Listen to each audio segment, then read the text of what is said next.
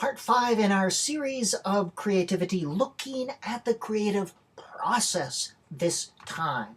The creative process, it is purposeful. Creativity is not an accident.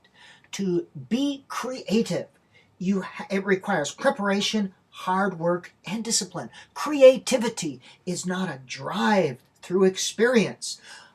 Those authors, those scientists, those artists that experience this aha moment where they suddenly see things, this occurs after lots and lots and lots of hard work.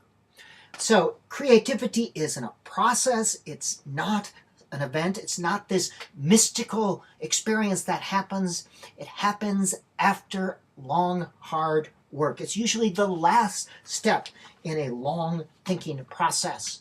The Wallas model of creativity is often used, and this has been talked about before, but there are 4 stages of creativity. The first one is preparation. This is the stage where you first perceive the problem, define it, where you gather information and ideas. During the incubation phase, the unconscious mind is percolating and bubbling on the problem. This is where information is used and combines an information related to the existing problem. You need to have plenty of time here. Rushing your work eliminates the unconscious mind from being involved. Sometimes our students, and writing a paper is a form of creativity, even an academic paper.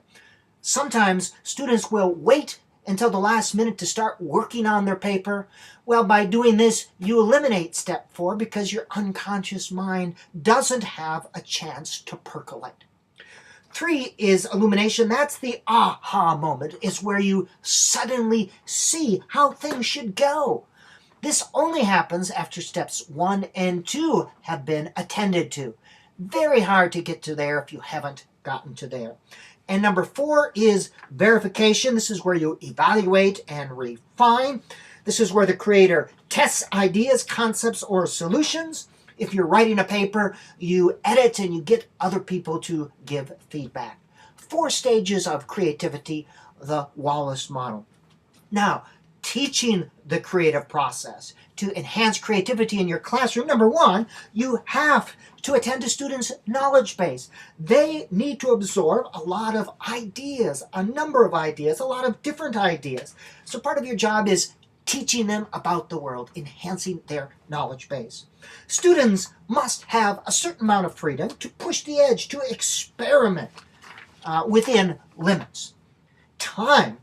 Little segments of time that we break up our days into 40, 50, and 60. It's hard to be creative when you have little slices of time. You need large blocks of time.